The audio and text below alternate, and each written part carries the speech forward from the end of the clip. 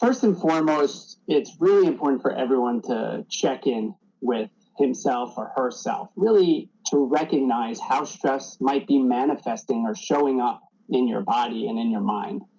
If you're not sure, keep a journal. Track symptoms like sleep pattern, appetite changes, headaches, bowel changes, fights with spouses, other people, short-tempered days, even days you wanted to drink more or struggled to get out of bed.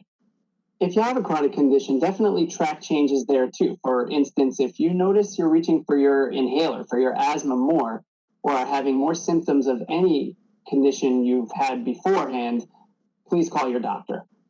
You can also consider the following 6 proven mechanisms or tools to minimize the toxic effects of stress.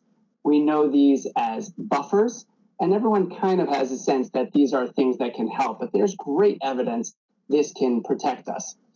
We want to make sure that we know these 6 and that we make a plan to implement them in our lives that's realistic. So the 6 are supportive relationships, staying connected with others and reaching out to others. Exercise, making sure if possible to get at least 60 minutes, doesn't have to be all at once, but spread throughout the day, going for a walk. Healthy sleep.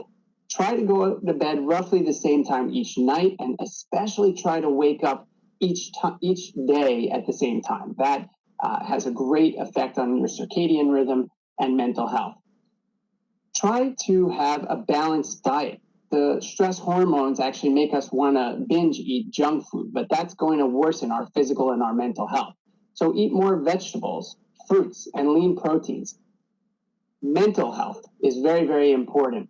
If you don't have a therapist, consider now might be a good time. And if you do, make that appointment. Go that extra mile. It's been shown to really decrease the toxic effects of stress in times like this. Lastly, mindfulness. Just being present and thinking about how am I today? How am I feeling? Many do this in the form of meditation. It's a great thing to take up. I myself started meditating during the pandemic. Or for others, prayer is probably the most common form of meditation, if that's your thing. Once you make a plan, stick to it. Work at it. Check in with yourself, even a few times a day, to see how you're practicing and implementing your plan and how you're feeling. Are you any better? Any of those symptoms we mentioned? And if not, what needs to change?